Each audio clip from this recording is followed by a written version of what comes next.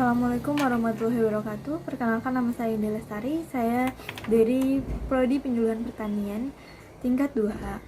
Di sini saya akan menjelaskan beberapa materi tentang produksi benih tanaman dengan kultur jaringan.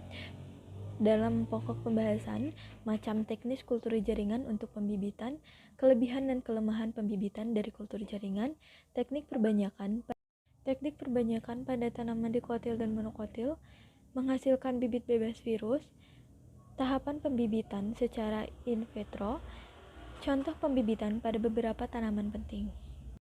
Macam teknik kultur jaringan untuk pembibitan terbagi menjadi 4: kultur merisistem, kultur pucuk, kultur embriosomatik. Kelebihan dan kelemahan kultur jaringan. Kelebihan: pertama, jumlah bibit yang diproduksi lebih banyak. Yang kedua, sehat, bebas virus dan penyakit lain. Ketiga, relatif cepat. Yang keempat, seragam. Yang kelima, memudahkan dalam transportasi. Kekurangan: biaya lebih mahal, butuh skill atau keahlian khusus, mutasi atau off-type akibat subkultur berlebih. Baik, materi kedua, teknologi produksi benih jagung hibrida. Produksi benih jagung hibrida tergantung dengan sejarah dari sejarah lahan. Untuk mengetahui sebelum lahan kita digunakan atau mungkin ditanam oleh komoditas apa, sehingga kegiatan produksi benih yang akan dilaksanakan dapat terhindar dari campuran varietas lain dan kemungkinan adanya sumber hama atau penyakit. Benih sumber yang digunakan dalam produksi benih. Kelas benih yang lebih tinggi, mutu benih harus tinggi dengan minimal 80% daya kecambah. Adapun alur dari perbanyakan benih tanaman pangan dan sayuran, yaitu benih sepenjenis.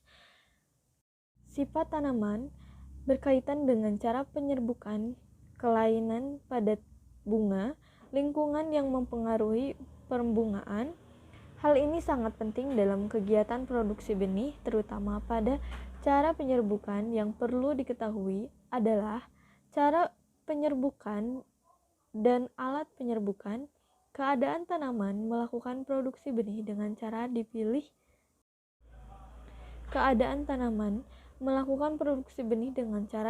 Sesuai dengan tanaman induk. Yang dimaksud memilih tanaman yang higienis, tanaman yang subur dan sehat, produksi baik.